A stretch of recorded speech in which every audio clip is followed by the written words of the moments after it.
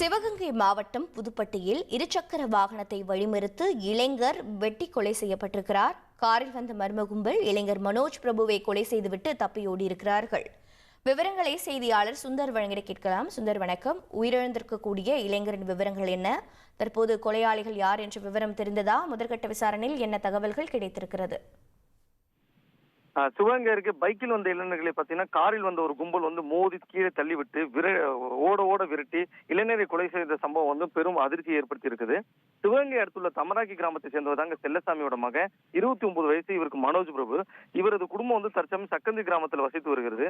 இவர் தற்போது வெளிநாட்டில் பணிபுரிந்து அண்மையில தான் சொந்த ஊர் திரும்புவதாக கூறப்படுகிற நிலையில இவர் தனது ஃப்ரெண்டான ஹரிகரன், அஜித் குமார் ஆகிய இரு நண்பர்களுடன் அருகில் உள்ள இடையமுழு திருவிழாவில் போய் நடைபெறும் கலை நிகழ்ச்சி கண்டுவிட்டு இருசக்கர வாகனத்துல வீடு திரும்பியிருக்காங்க. சக்கந்தி கிட்ட வரும்போது பாத்தீங்கன்னா புதுப்பட்டி அருகே வரும்போது காரில் வந்த ஒரு மர்ம கும்பல் பாத்தீங்கன்னா இருசக்கர வாகனத்தின் மீது மோதி கீழே தள்ளியுடன் தப்பியோட முயன்ற மனோஜ் பிரபுவை மட்டும் ஓட விரட்டி கொடூரமாக கொலை செய்திருக்காங்க.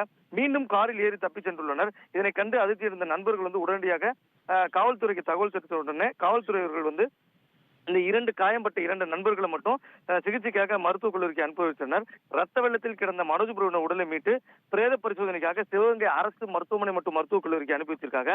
காரில் வந்த குயம்பல் பைக்கில் வந்தவர்களை இடித்து கீழே தள்ளி கொடூரமாக இளைஞரை வெட்டி கொலை செய்துவிட்டு தப்பிச் சென்ற சம்பவம் பார்த்தீங்கன்னா அந்த பகுதி மக்களிடையே பெரும் அதிர்ச்சி ஏற்பட்டது. காவல்துறையினர் இது யாரு, அந்த வண்டிகளை சேஸ் பண்றதுக்கான CCTV கேமராக்கள் உள்ளிட்ட பல விஷயங்களை ஆய்வு செய்து முதல்கட்ட விசாரணையை தொடங்கியிருக்காங்க.